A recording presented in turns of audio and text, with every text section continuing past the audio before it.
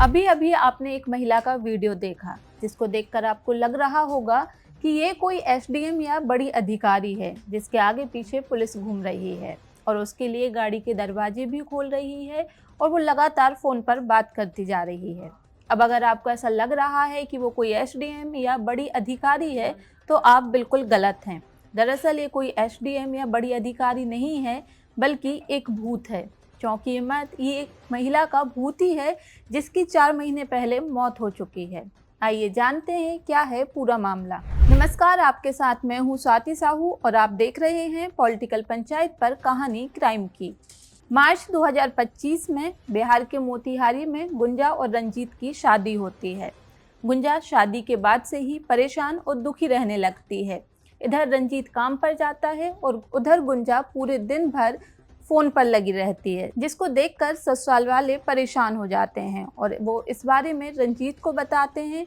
जिसके बाद रंजीत गुंजा से बात करता है और उससे कहता है कि अगर उसको उसके घर वालों की, माता पिता की याद आ रही है तो वो वहाँ जाकर उनसे मिल सकती है, जिस पर गुंजा मना कर देती है और कहती है कि ऐसी कोई बात नहीं है। वहीं उनकी शादी को 4 महीने बीत जाते हैं और दिन आता है 3 जुलाई 2025 का। 3 जुलाई की रात जब रंजीत की नींद खुलती है और वो गुंजा को अपने आसपास नहीं पाता तो वो परेशान हो जाता है और उसको वो पूरे घर में ढूंढने लग जाता है। जिसके बाद रंजीत को जब गुंजा घर में नहीं मिलती तो वो आसपास के इलाके में ढूंढता है। ऐसे ही ऐसे उसको पूरी रात हो जाती है लेकिन गुंजा उसको तब भी नहीं मिलती है। फिर अगले दिन रंजीत पुलिस थाने जाता है और गुंजा की गुमशुदगी की रिपोर्ट दर्ज कराता है। यही बात जब गुंजा के मायके वाले को पता लगती है तो वो रंजीत के घर आते हैं और उनसे पूछताछ करते हैं कि गुंजा कहाँ गई। जब उनको इस बारे में कोई जवाब नहीं मिलता या कहा जाए कि उनको इस बारे में तसल्ली नहीं होती तो वो उल्टा रंजीत पर ही उसकी हत्या का आरोप लगा देते हैं।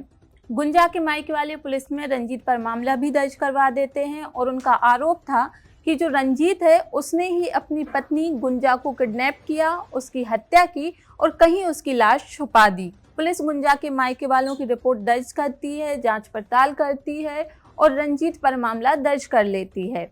जांच पड़ताल के बाद पुलिस जो है वो रंजीत को गिरफ्तार भी कर लेती है। पुलिस सभी सबूतों को कोर्ट में पेश करती है, चार्जशीट फाइल होती है और रंजीत को जेल हो जाती है। रंजीत को जेल में रहते हुए 4 महीने हो जाते हैं। फिर इस कहानी में एक ट्विस्ट आता है। दरअसल नोएडा से रंजीत के परिवार को एक फ़ोन आता है जिसमें एक व्यक्ति कहता है कि उसने नोएडा में गुंजा के भूत को देखा है। परिवार ये सब सुनकर पूरी बात समझ जाता है, जिसके बाद रंजीत का परिवार सीधे पुलिस थाने पहुंचता है और पुलिस को पूरी बात बताता है और परिवार का कहना था कि पुलिस उनके साथ नोएडा जाए और गुंजा को वहां से लेके आए।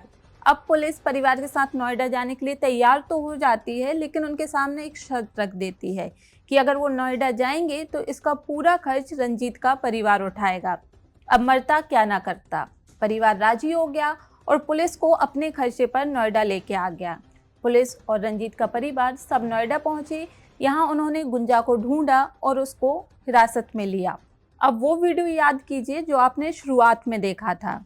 जी हाँ, वो उस वीडियो में जो औरत दिख रही है वो ये गुंजा ही है और ये कोई एसडीएम या बड़ी अधिकारी नहीं है बल्कि एक मोतिहारी की मामूली सी औरत है जो 4 महीने पहले मर चुकी थी।